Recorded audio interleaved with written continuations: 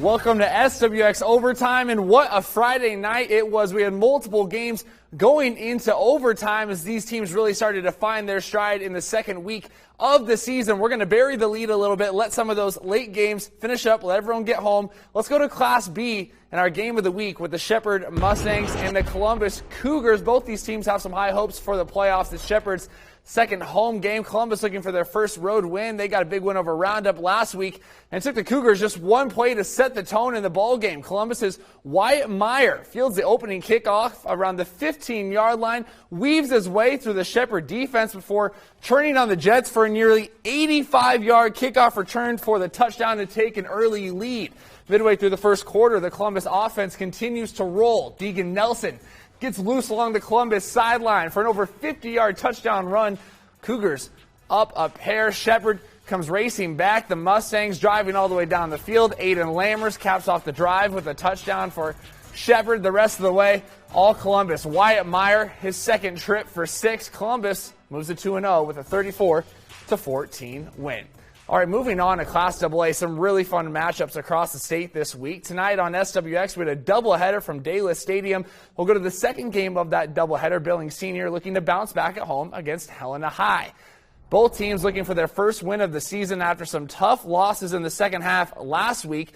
We go to the second quarter, still no score. Bronx quarterback Peyton Oakley shows off the back shoulder throw for McLean Berkeley. The timing for those guys, nice grab, and the Bronx go up a touchdown. Bengals respond on the very next drive. These teams seem to just need to challenge each other throughout. Here's Tevin Wetzel with his first carry of the game. And check out these stiff arms. 1, 2, 3 of them down the sideline to pay dirt. 16 yards. It evens up the game at 7 each. Started the second half now.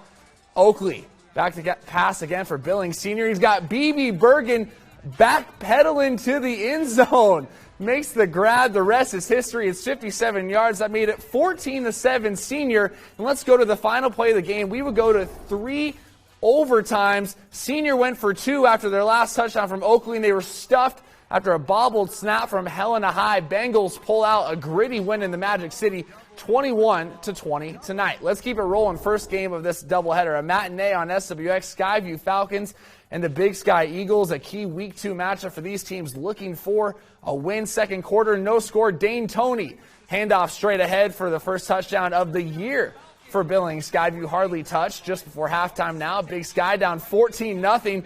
Check this out. Drew Martin's down the field to Aiden Marceau. It's 47 yards with 47 seconds left in the first half. Second half now, same score at the end of regulation. Fourth down for Big Sky, 11 seconds left. How about that jump ball? Just coming back for it. There's Coulter Ramos on the grab. We go to overtime. On the second play of overtime, there's Martin's the power right sweep. Big Sky takes the lead. Skyview gets a chance to answer. 4th and goal. The dive play just isn't going to cut it from 4 yards out. Both the teams from Western AA pull out overtime wins in Billings.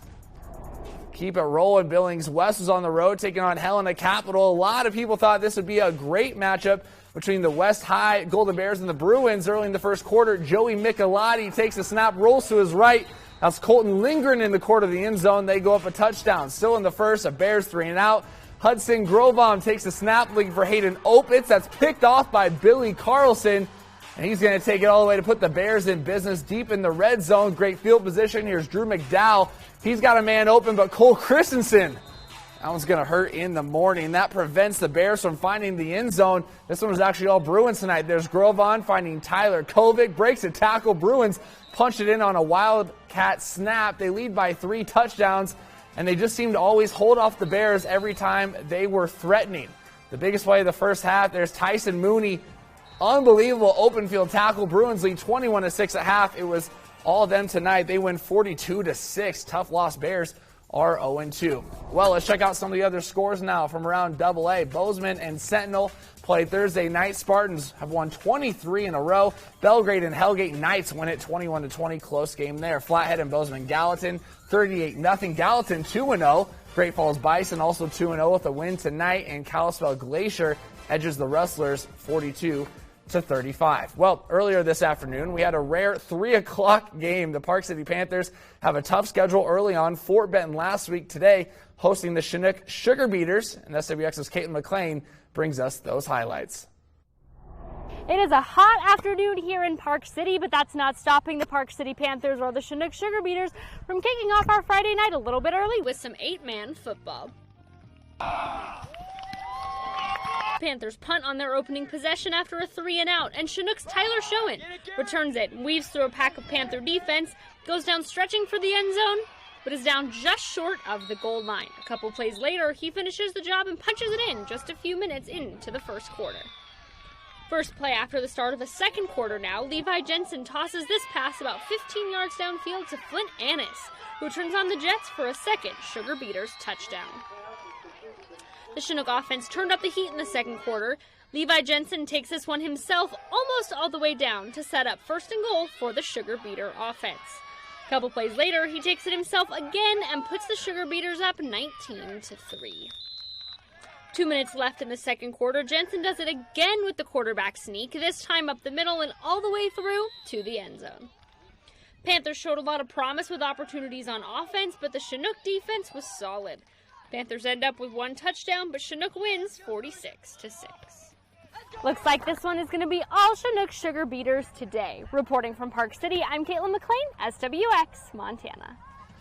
Some other area scores now. Billings Central's 2-0, 42-13 over Miles City tonight. Sydney rolls over the Park High Rangers, and Fergus wins on the road in Havre. In Class B, the Red Devils from Huntley Project are 2-0, and the Red Lodge Rams take down Big Timber 27-19. Bridger rolls against Fromberg, and how about the Absaroka Huskies shout out getting their first 6-man win 24-19 over the Renegades. Well, let's head to the pitch now. Check in with our Class A state champion, 3-time state champion Laurel Lady Locomotives. Home opener for them today, and you know they just always come out swinging there at the Laurel Sportsplex. You can't talk about the Lady Locos without Maya Mack. She had an early goal for them to scooting past, chasing her own record.